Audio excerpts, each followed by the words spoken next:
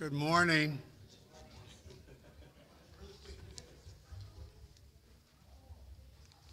Got a rowdy crew this morning. This is the day the Lord has made. Let us rejoice and be glad in it. I welcome all of you who are here and those who are participating online. I'm Herb Utlaut, one of the elders here, and I welcome you on behalf of our pastor, Jim Mitchell, in our session. And I'd like to take a moment just to mention a couple of things for your consideration. There will be youth group tonight, Thursday night. The session will be meeting, and the ladies of the church will be gathering for a Christmas dinner this Thursday as well. And our pastor has a couple things he would like to mention. Thank you, Herb. An announcement and a prayer request from the Mitchell family. So first, some joyous news, some happy news. My wife, Crystal, is pregnant. We are certainly grateful to the Lord for that.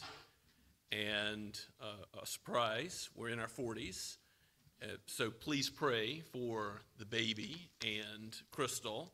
We went to the first ultrasound last week on Wednesday, and the baby looks good as far as that first ultrasound goes.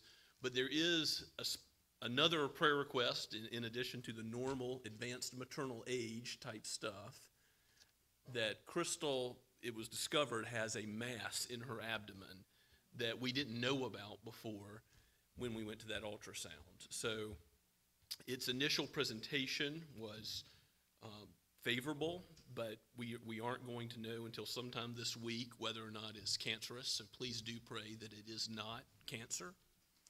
And even if it's not, it's large. It's bigger than a football. And it's a large cyst, perhaps, of some type. And there may be additional complications with the pregnancy because of its size. So we know God is sovereign. You are our church family, and we just wanted to let you know about all of this and ask you to pray for everything involved, knowing that God is working his purposes out.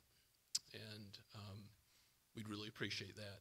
There is an announcement also, before we prepare our hearts for worship, about a Christian fellowship at the Mitchell's house on Saturday, December 16th. We're still planning to do that, and obviously we've got a few things swirling around in our heads right now, but we are looking forward to seeing everybody at our house for that Christmas party date. If you can schedule it for that Saturday, we'll make it happen one way or the other. We really do appreciate your prayers, and let's now take a moment as we come before the Lord of heaven and earth and prepare our hearts to worship him this morning.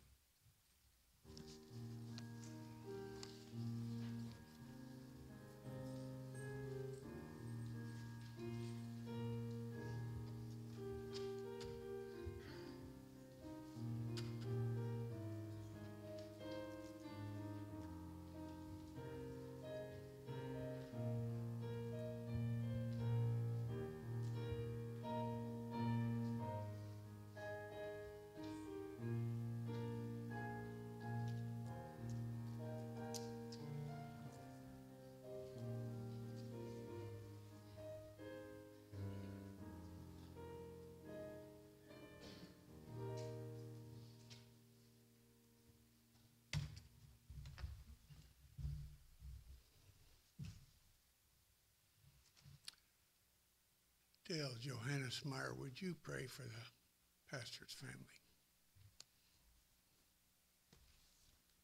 Let us pray. Heavenly, most gracious Father, precious Son, Holy Spirit, Lord, we know you are sovereign. You created everything out of nothing. You created us in your image. But Lord, sin entered the world, and the world now is fallen.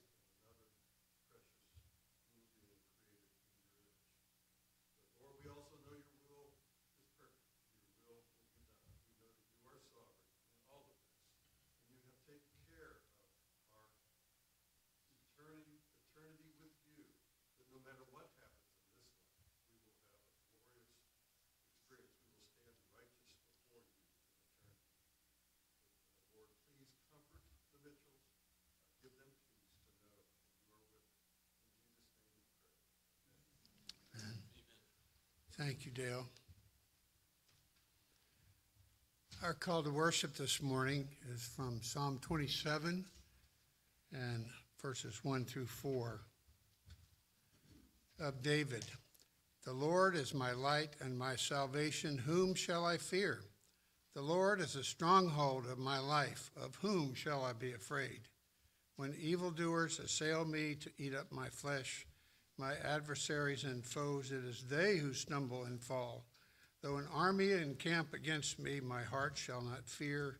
Though war rise against me, yet I will be confident. One thing have I asked of the Lord that I will seek after, that I may dwell in the house of the Lord all the days of my life, to gaze upon the beauty of the Lord and to inquire in his temple. Let's sing praise to our gracious God from Blue Notebook, number 14, There is a Higher Throne. Please stand.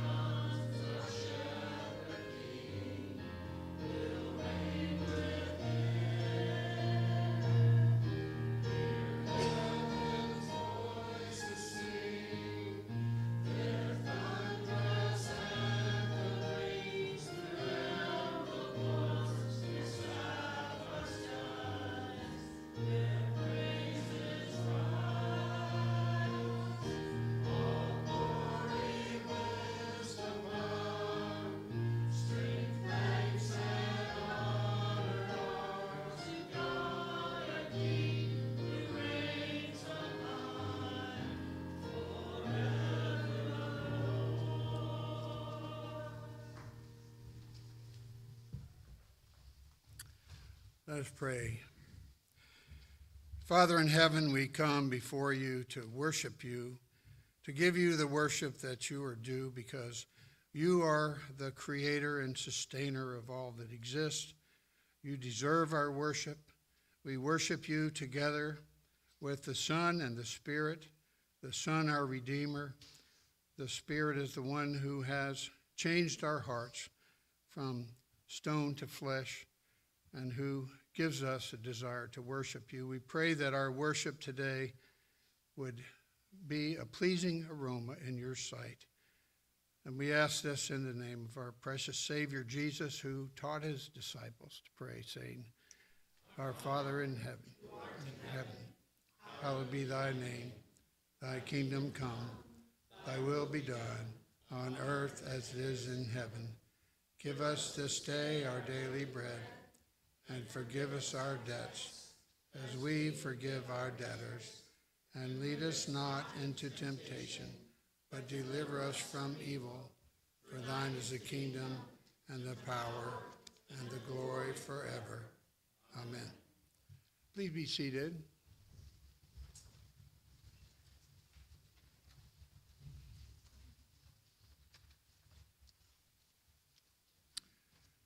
Because God is holy and we are not, as we come to worship him, it's important that we confess our sin and understand our right standing before God with his assurance of our pardon. Our confession of sin is taken from Ephesians 2, verses 1 through 3. And you were dead in the trespasses and sins in which you once walked, following the course of this world, following the prince of the power of the air, the spirit that is now at work in the sons of disobedience, among whom we all once lived in the passions of our flesh, carrying out the desires of the body and the mind, and were by nature children of wrath, like the rest of mankind. If you would take a few moments to confess your sin to the Lord. Let's pray.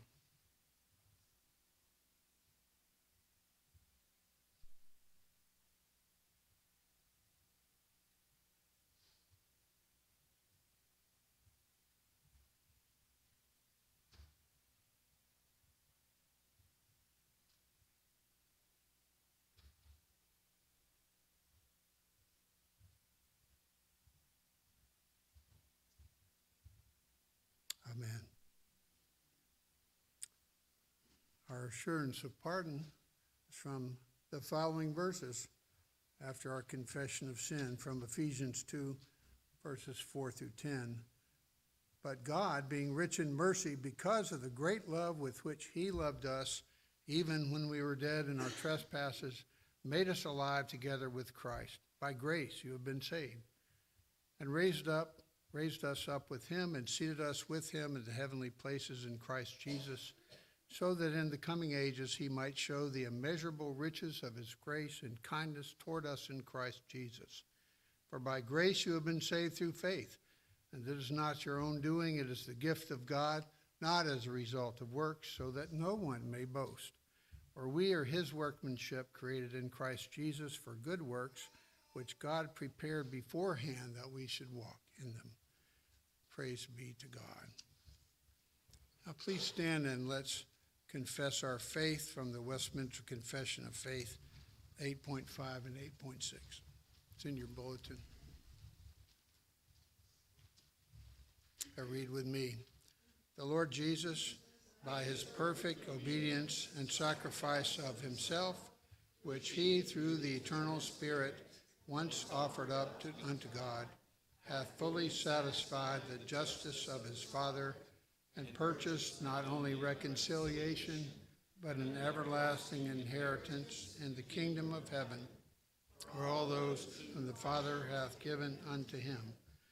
Although the work of redemption was not actually wrought by Christ till after his incarnation, yet the virtue, efficacy, and benefits thereof were communicated unto the elect in all ages successively from the beginning of the world, in and by those promises, types, and sacrifices, wherein he was revealed and signified to be the seed of the woman who should breathe, and the Lamb slain from the beginning of the world, being yesterday and today the same and forever.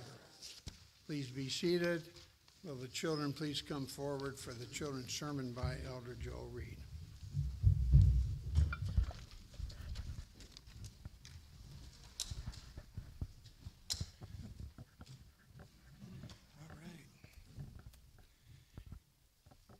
Okay, so we just went through a part of the service where we confess our sins and we're told that there is an assurance that those sins are forgiven.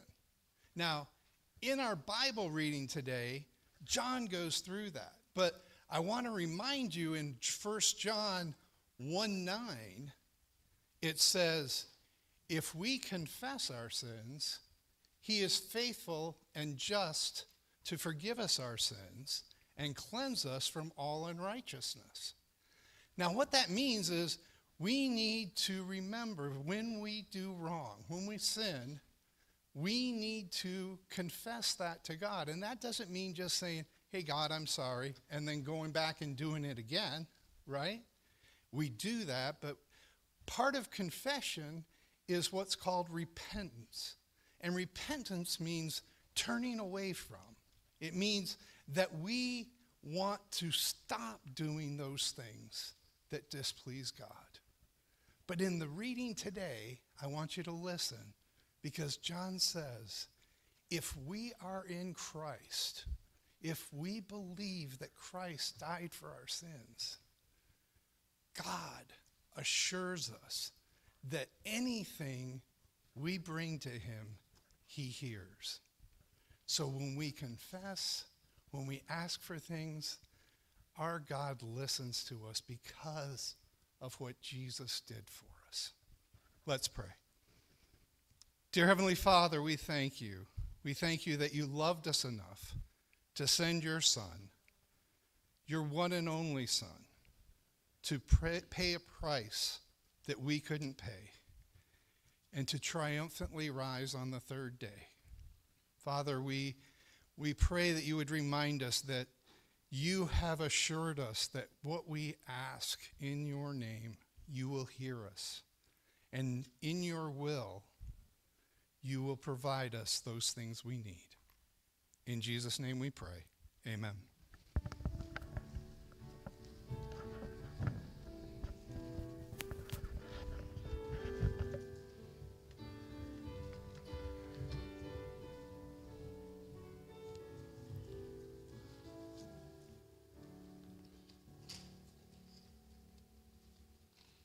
Thank you, Joel.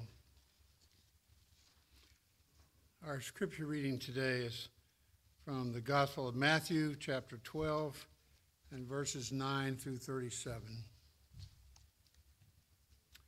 Matthew 12, 9 through 37. He went on from there and entered their synagogue, and a man was there with a withered hand, and they asked him, is it lawful to heal on the Sabbath? So that they might accuse him. He said to them, which one of you who has a sheep, if it falls into a pit on the Sabbath, will not take hold of it and lift it out? Of how much more value is a man than a sheep? So it is lawful to do good on the Sabbath. Then he said to the man, stretch out your hand. And the man stretched it out, and it was restored, healthy like the other. But the Pharisees went out and conspired against him how to destroy him. Jesus, aware of this, withdrew from there, and many followed him, and he healed them all and ordered them not to make him known. This was to fulfill what was spoken by the prophet Isaiah. Behold, my servant, whom I have chosen, my beloved, with whom my soul is well pleased. I will put my spirit upon him, and he will proclaim justice to the Gentiles. He will not quarrel or cry aloud, nor will anyone hear his voice in the streets. A bruised reed he will not break, and a smoldering wick he will not quench, until he brings justice to victory, and in his name the Gentiles will hope. Then a demon-oppressed man who was blind and mute was brought to him, and he healed him so that the man spoke and saw. And all the people were amazed and said, can this be the son of David? But when the Pharisees heard it, they said, it is only by Beelzebul, the prince of demons, that this man casts out demons. Knowing their thoughts, he said to them, every kingdom divided against itself is laid waste, and no city or house divided against itself will stand. And if Satan casts out Satan, he is divided against himself. How then will his kingdom stand? And if I cast out demons by Beelzebul, by whom do your sons cast them out? Therefore, they will be your judges. But if it is by the Spirit of God that I cast out demons, then the kingdom of God has come upon you. Or how can someone enter a strong man's house and plunder his goods unless he first binds the strong man? Then indeed he may plunder his house. Whoever is not with me is against me, and whoever does not gather with me scatters. Therefore I tell you, every sin and blasphemy will be forgiven people, but the blasphemy against the Holy Spirit will not be forgiven. And whoever speaks a word against the Son of Man will be forgiven, but whoever speaks against the Holy Spirit will not be forgiven, either in this age or the age to come. Either make the tree good and its fruit good, or make the tree bad and its fruit bad, for the tree is known by its fruit. You brood of vipers, how can you speak good when you are evil? For out of the abundance of the heart the mouth speaks. The good person out of his good treasure brings forth good, and the evil person out of his evil treasure brings forth evil. I tell you, on the day of judgment, people will give account for every careless word they speak. By your words you will be justified, and by your words you will be condemned. This is the word of the Lord.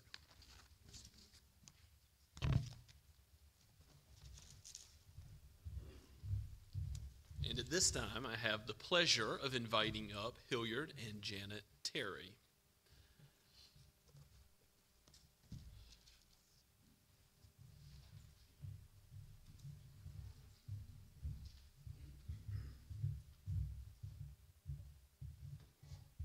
Hilliard and Janet, so thankful that the Lord has led y'all to Scots Kirk.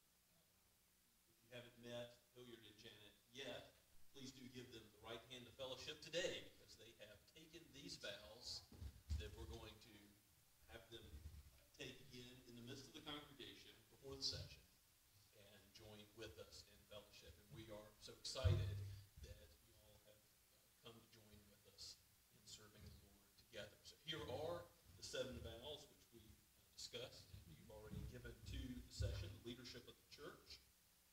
Do you confess that you are a sinner in the sight of God?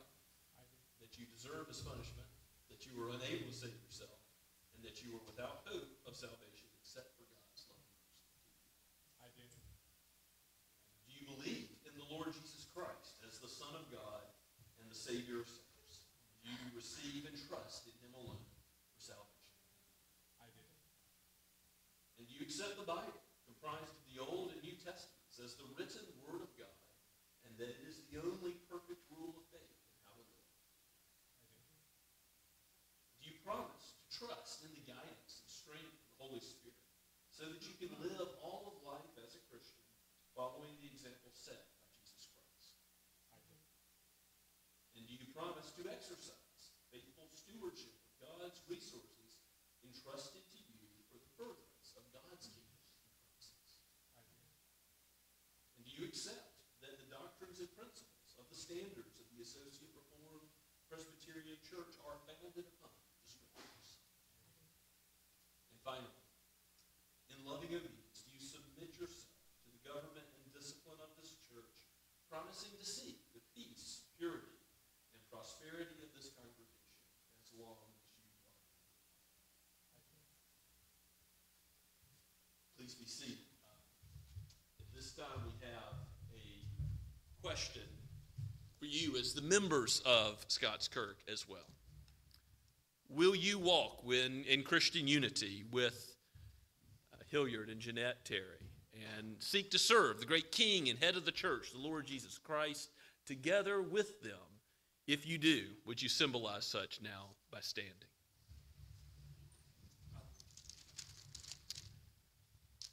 Let us pray together.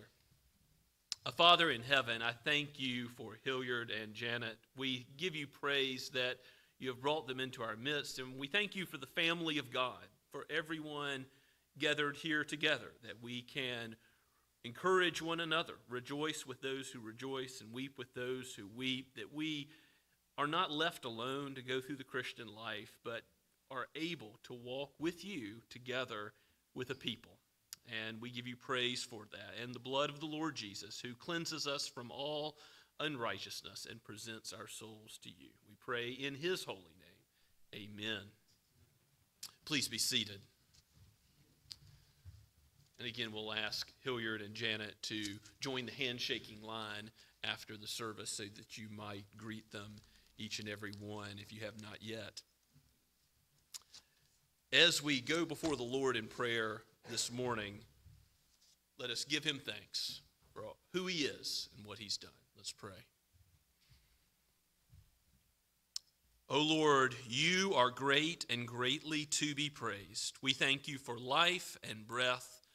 We thank you for the opportunity to come in your house, for all of creation that you spoke into existence, for your perfect character, for your being, for your attributes, for your holiness, your justice, your goodness, your truth, your compassion, your grace, your love towards sinners, undeserving sinners. We come not in any merit of our own, but we come before your throne with thanksgiving, knowing that it is your work through Christ that presents our souls as righteous before you. Lord, may he be what binds us together, the life we share in him now and forever. May it be more and more abundant and abounding in our fellowship as we relate to one another, as we love one another, as we love those who have not yet trusted in you. O Lord Jesus, bring in all those who are your sheep from every nation, tongue, and tribe. Let your word go out with power and conviction today, that the gospel would be heard and believed upon by those that hear your word here. And Lord, let your church, wherever your people are gathered throughout the world, may your church be blessed by the truth that is in Christ as it's preached and as it's lived out amongst your people. We do thank you, Lord, that you have given us a family, that we are brothers and sisters, mothers and fathers in the faith. We give you praise that you sovereignly watch over and care for your church, that you abide with us and do order all things to fall out according to your providence for our good and for our eternal blessing. Lord, we thank you for how you have answered our prayers in the case of so many who have been sick or have traveled or who you have brought through surgery. We think of how you've brought our brother Dick Reason through multiple surgeries and brought him back to dwell at home again. And we give you praise for all of that happening and happening ahead of schedule. You are good to your people. We lift up, Lord, Gay Schaefer, who has fallen several times this week, and we do ask for your mercy and your compassion to be shown to her. Let the doctors and nurses know what to do to help her to avoid these falls so that they might stop and she would have relief. Lord, we pray for Dale Johannesmeyer and his upcoming shoulder surgery. We ask, Lord, that it would be effective and that you would guard his life and watch over him in that process this Wednesday. We pray, Lord, that you would guard your church and build us up in the truth. Keep us from anyone who would teach what is false or who would live out what is against your holy law. Lord, bless our leaders to be under shepherds under Christ. Bless our session as we meet this week. Bless our denomination, that we would be faithful to your word and we would not add to it or subtract from it, that we would be your bondservants, slaves to do your will and nothing else. We know that this is no human organization, but the gates of hell will not prevail against it. You have called us together to be about your word and the sacrament and prayer. And so, Lord, let us be a light to the world, salt and light in our generation. May revival come. May a reformation come in our own day because of your people living out the truth. Give us opportunities to show hospitality to others, particularly in the weeks ahead. We ask, Lord, that you would help us to open up our homes, open up conversations, to open up those opportunities to interact with our neighbors, perhaps at work or as we play in the community. We think about these things and know that you are sovereign over all the affairs of our lives. You know when we sit down and rise up. You know us better than we know ourselves. Before a word is on our tongue, you know it completely. And so, Lord, we ask that you would work through us. May we be your vessels, jars of clay, broken and fallen though we are, weak though we are, to show the strength of your gospel in the cross, what is foolish to the world, but is used powerfully by you for salvation. We ask, Lord, that you would use the way in which we relate to one another to show your love to the world. We pray that you would bless the youth of this church. You would bless the children of this church and the various ministry teams which are laboring to see that your will is done. Bless our budget as we consider it soon, that we would have kingdom priorities, that your purposes would be first and foremost in our minds, and raise up another generation of leaders, we pray, for those who will serve on the session and be elders under Christ to oversee the work of the church, and for those with gifts for mercy ministry and caring for the material needs of the church amongst the diaconate. Lord, we're so thankful for how you've provided for these offices in our midst in the years past. We give you praise for your goodness in giving us exactly what we've needed, and we look to you with expectant thanksgiving and for your faithfulness, for how you have done it before. We know you will do it again, and we come to you asking this for the sake of your great name, that your name would be hallowed amongst all peoples. We pray for those in leadership and places of authority. Lord, we pray that you would bring wars to cease and protect the innocent. We ask, Lord, that you would bless your people with your word so that we might go into the world and you would convert even those from Caesar's household, those who are arrayed against your gospel, and make them your servants, trophies of your grace. We pray for those in Muslim lands. We think of the work of the hospital in Sahiwal, Pakistan, and pray for deeds of love and mercy to go along with the gospel there, and for Muslims to hear and believe. We pray for the Whitties and their work in Spain and Toledo, both to refugees and also to locals in Toledo. May your gospel transform lives, and may it be obvious so that your name receives all the praise. Father, we lift up these things before you, knowing that you care about justice in this world, in this life as well. We pray for those unborn in the womb, that there would be protection for them. We long to see a day when the evil of abortion would be no more. We ask this, Father, knowing that you are good, and that you are good to all. You are good to your people, and you send the rain and the sunshine on both the just and the unjust. Bless, Father, for your hand is the only source of good. Your face is all that we seek. Lord, show us Christ, that we would look to him, the author and finisher of our faith, and be blessed by him today. We pray in his name. Amen.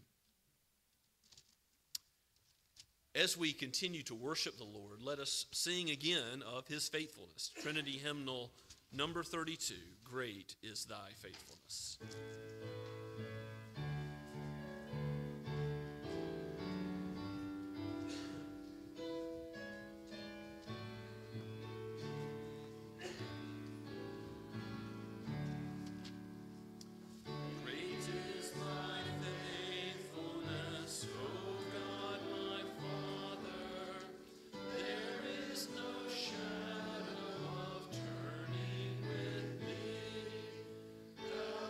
Just not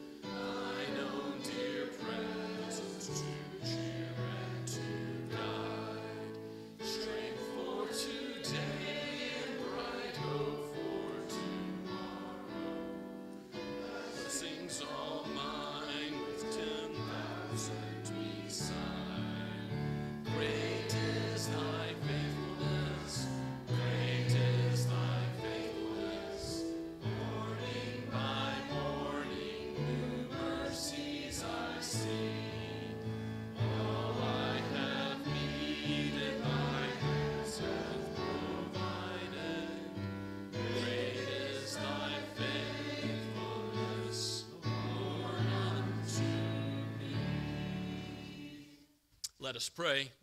Father, Son, and Holy Spirit, your faithfulness is like your being, eternal and everlasting.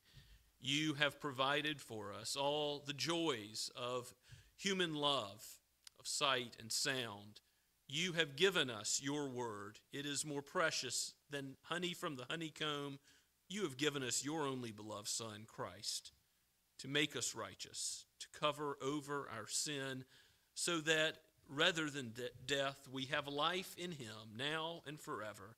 So may we go and serve you with glad hearts. May we go and remember who you are and what you have done.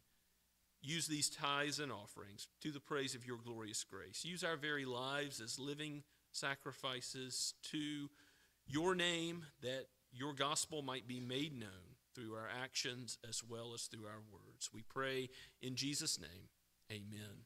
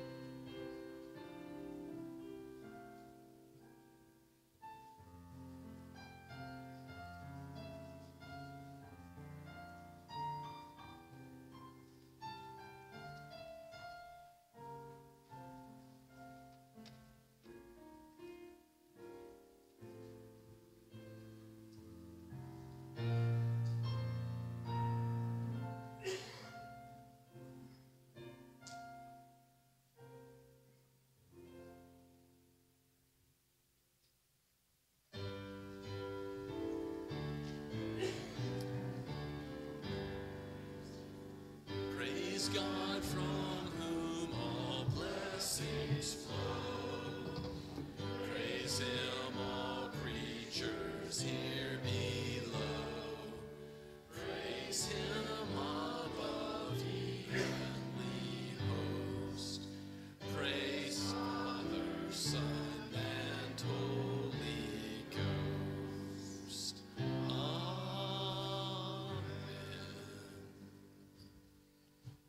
Please be seated and take your copy of God's Word and turn with me to 1 John, starting at chapter 5, verse 13.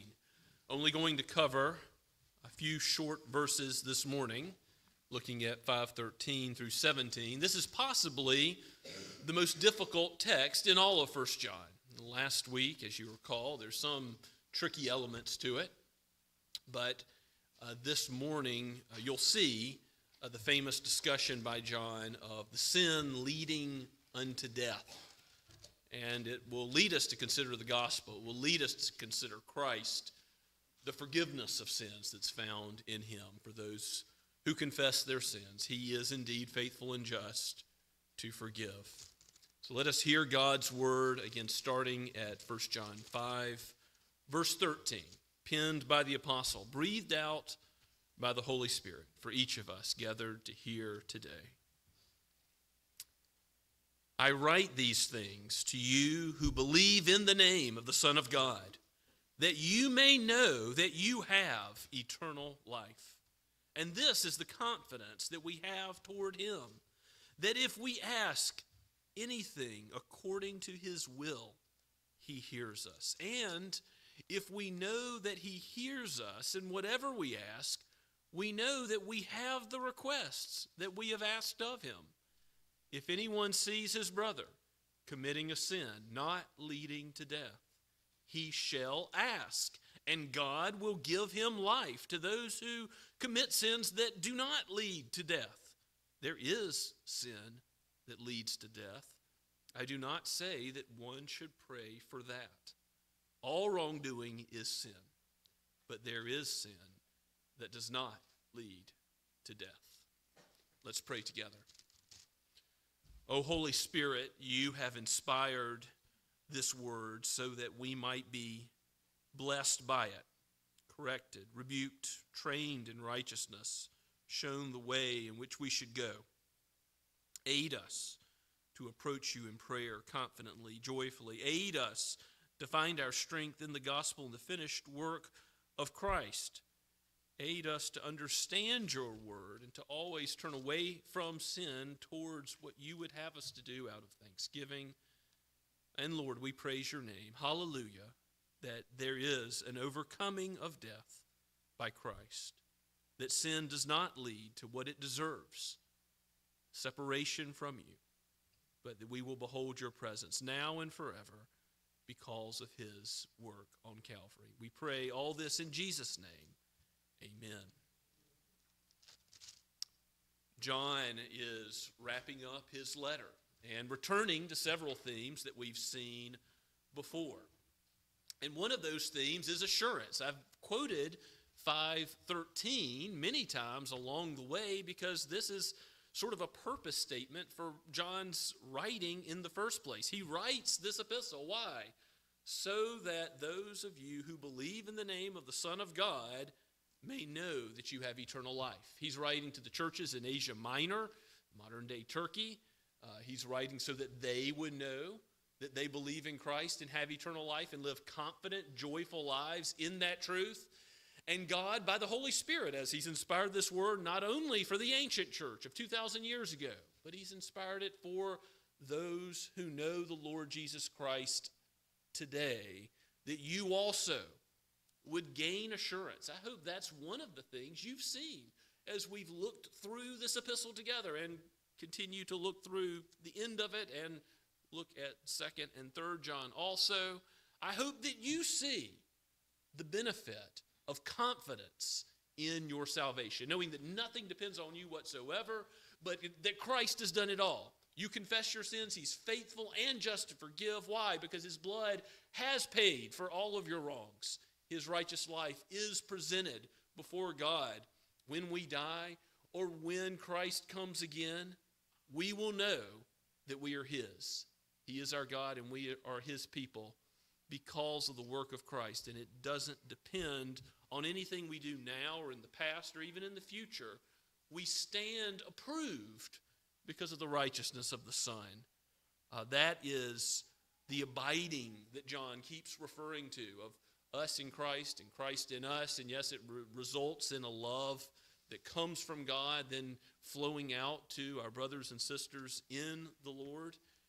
It's because we're connected to the vine that we have a shepherd forever. You know, when God rebukes those false shepherds in Ezekiel chapter 34, he says, I myself will be the shepherd of Israel. I myself will seek and save the lost. He will go after them and keep away those who would afflict them. Remember, John's writing in a time where those false teachers are afflicting his flock.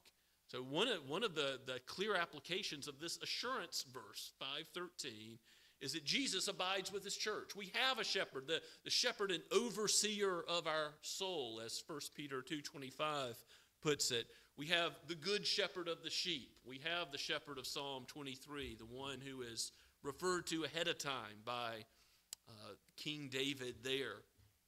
We have Jesus abiding with the church in all ages. That's how he can say the gates of hell will not prevail against it.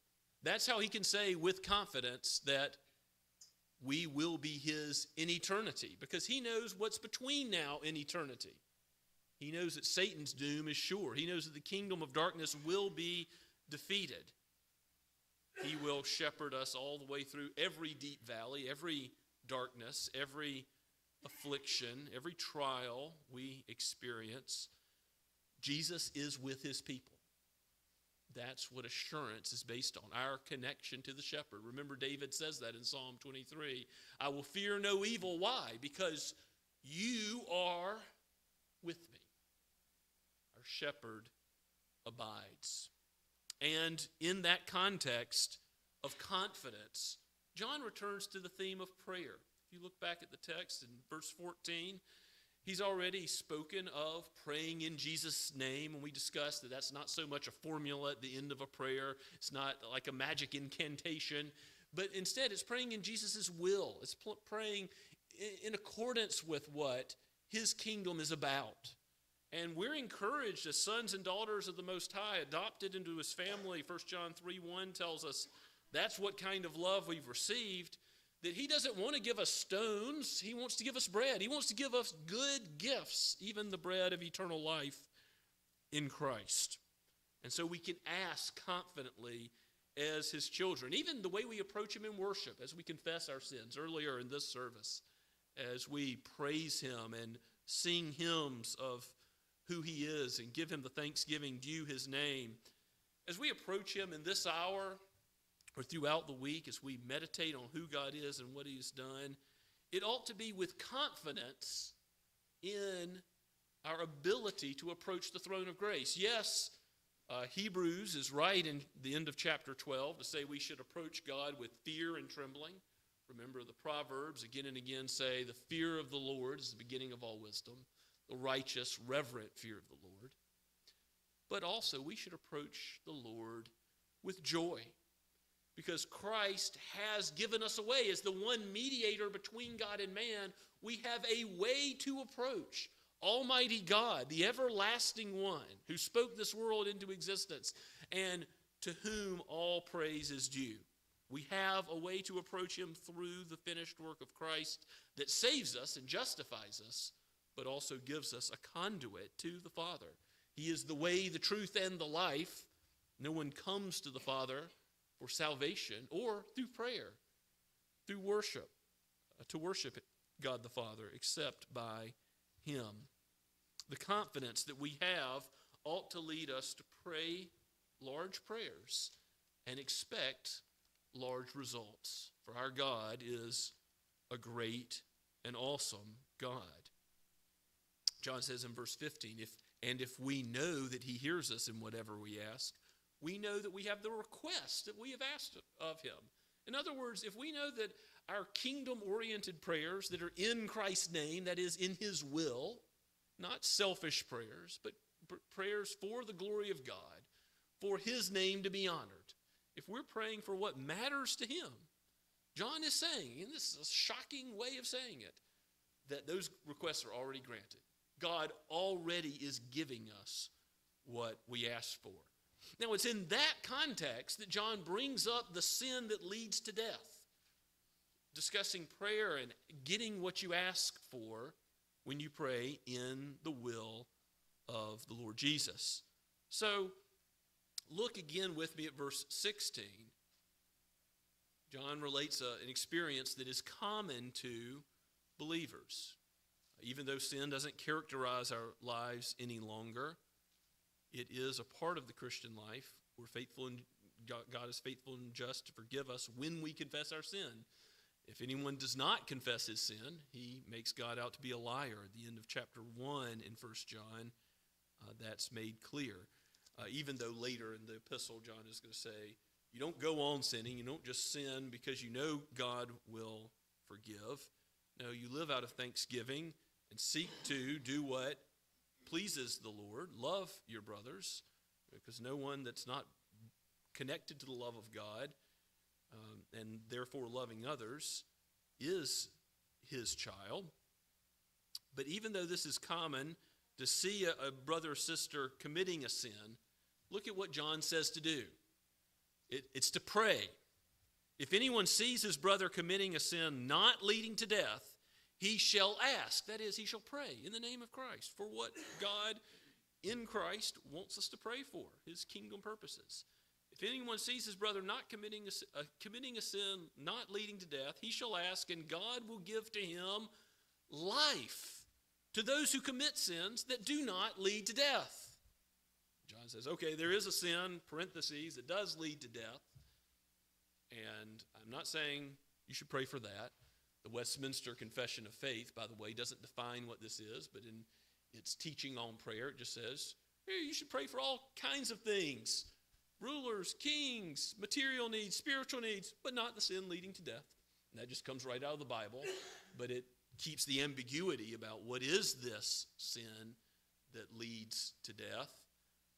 Some think this is a broader category than what we read earlier in our scripture reading from Matthew chapter 12 and the other parallel gospels, where Jesus talks about blasphemy of the Holy Spirit. But my view is that it's the same. The sin leading to death is a speech act of blasphemy of the Holy Spirit that the Pharisees, in fact, did. And I don't know if you heard that in the scripture reading, but Jesus was healing powerfully, obviously, by the power of the Holy Spirit. He heals the man with the withered hand. The man who is deaf and mute is healed.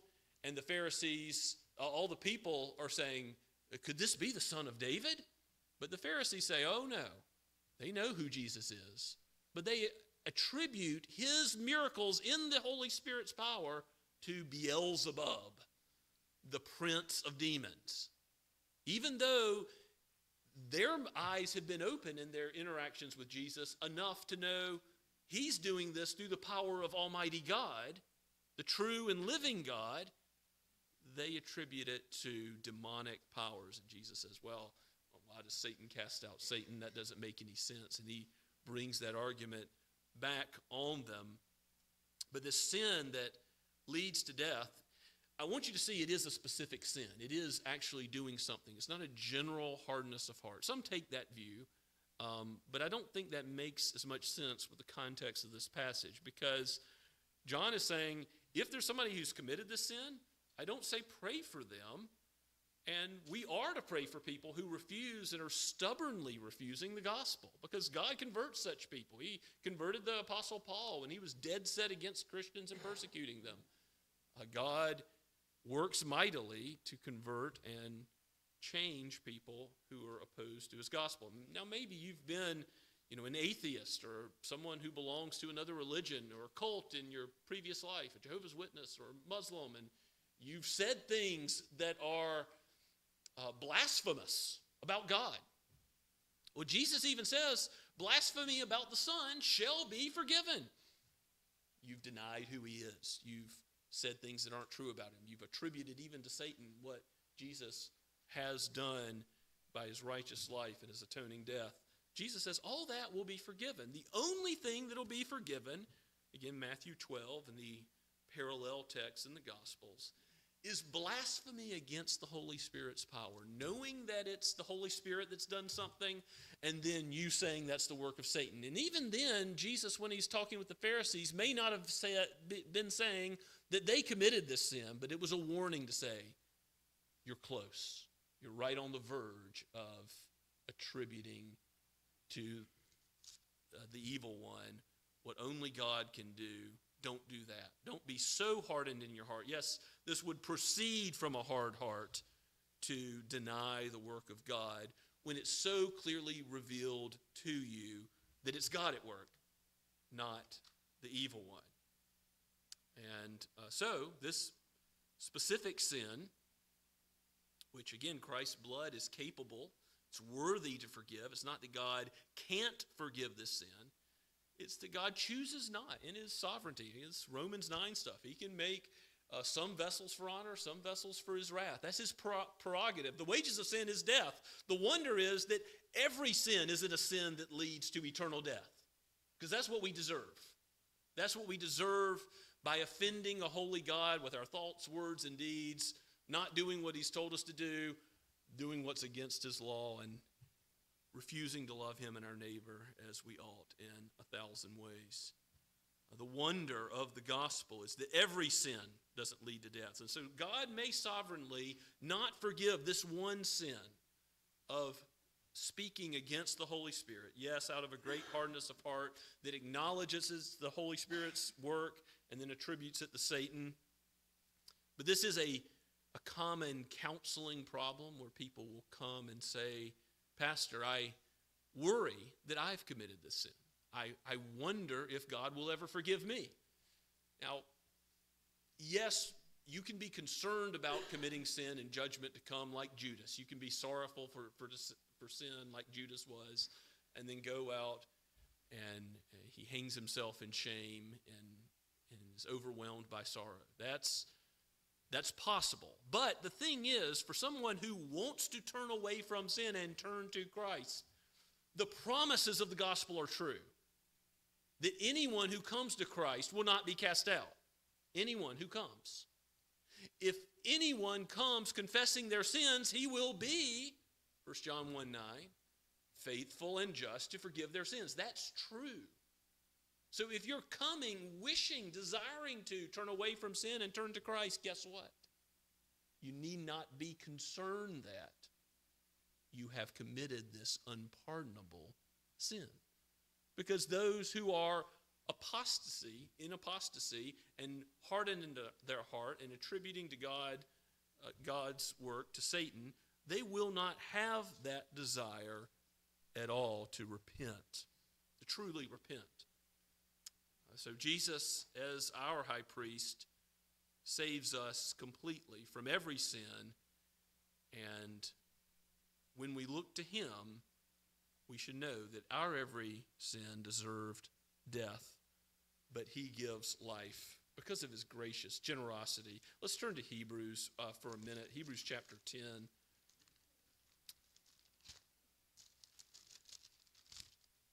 Hebrews 10 has a few wonderful verses that I want us to look at, verses 12 through 14. That talk about the sanctification process. So we see our brother or sister sinning. Well, Jesus gives us a way to handle that with Matthew 18. You talk to your brother or sister privately. You hope to win them. If not, you go to the church. You care about people's sanctification and the truth. But how will it be the case that God gives us what we ask for when we pray for life of somebody not sinning the sin unto death, a sin that does not lead to death? He sanctifies them, those who are still being perfected, you and me, those who are still living the Christian life but stumbling and falling, but are believing in Jesus and are forgiven. He gives the prayer request we're asking for because it's a kingdom request. If you sinned, sin not leading to death, and you've trusted in Christ, the request for life, abundant life, eternal life, is granted in him. And look at how that plays out in Hebrews, in the language that the author of Hebrews uses. Again, chapter 10 at verse 12 down to 14. But when Christ had offered for all time a single sacrifice for sins, all sins, that is, every Jew and Gentile, the children of Abraham, Isaac, and Jacob, who by faith looked to Christ in the Old Testament, and we who look back at him from our perspective now, his single sacrifice for sins cleanses. When Christ had offered for all time a single sacrifice for sins, he sat down at the right hand of God. The work is finished. He sits, showing completion, waiting from that time until his enemies should be made a footstool for his feet. For by a single offering, he has perfected. It's already done. The work is complete. There's nothing that can separate you from Christ's love because you are his and he is yours. For by a single offering, he has perfected for all time those who are being sanctified. You're justified now, and you are being more and more made like Christ. You commit sin. It's not what you seek to do, but you've done it. You come to the Lord, you confess it, he forgives it, but you are always connected to Christ. His blood covers every sin. Before you even commit it, you're righteous in him. You don't have God's judgment upon you, but you have his mercy. As his child, you can come to him. You can worship him. You can approach him in prayer. And you can even aid your brothers and sisters in praying for them, knowing that God is sanctifying them. Yes, the way our sanctification progresses is different in each one of us as he makes us more and more holy. But he's doing it.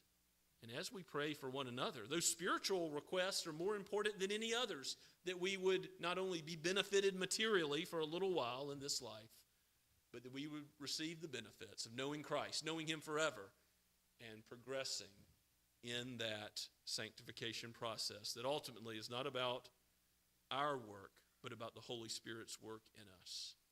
That's the truth about the Holy Spirit, the Spirit of truth.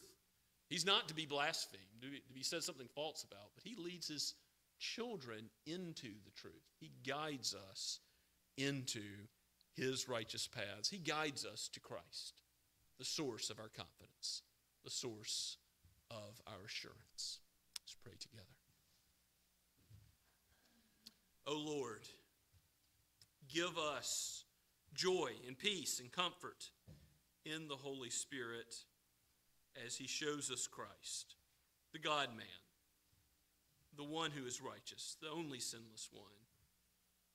He has become sin so that we might be in him the righteousness of God.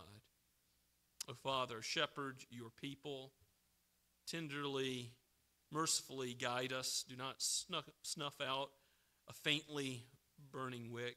Do not break those who are weak, but build them up in the truth by your Spirit's operation to know Christ and to know him more and more until this life overflows with love and anticipation of seeing your face in eternity, so that we might know you as you are and know the full blessing of the covenant which you have established of old, that Christ is fulfilled. We pray all this in his holy name. Amen.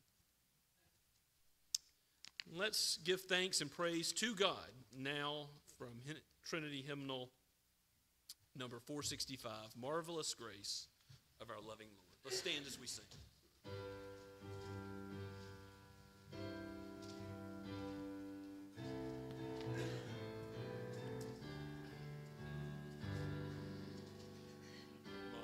Marvelous grace of our loving Lord, grace that is great and our guilt.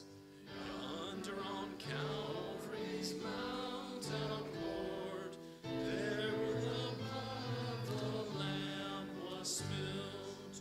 Grace, grace, God's grace, grace that will pardon and cleanse within. Grace, grace, God's grace, grace that was greater than all our sin. Sin and despair like the sea waves cold threaten the soul with infinite loss. Grace that is greater, yes, grace untold, points to the refuge, the mighty cross.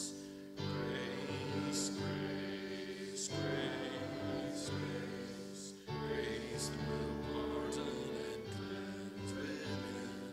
Marvelous grace, infinite grace, grace that is greater than all our sin. Dark is the stain that we cannot hide. What can avail to wash it away? Look, there is flowing a crimson tide, whiter than snow you may be today. Grace, grace, God's grace, grace that will pardon and cleanse within. God's grace, God's grace, grace that is greater than all our sin.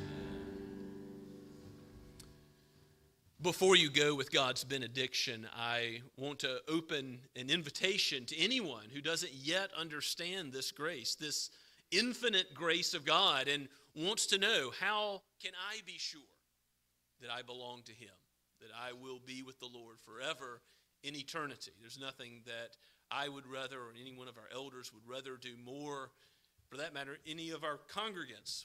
There's nothing we would rather do more than discuss with you how to believe in Christ, how to know that assurance for yourself. So please come to us, and we'll use this same gospel, this same word, to help you. And for those who are being sanctified, for those who belong to Christ, receive his blessing now. The Lord bless you and keep you. The Lord make his face to shine upon you and be gracious to you. The Lord lift up his countenance upon you and give you his peace now and forever. Amen and amen.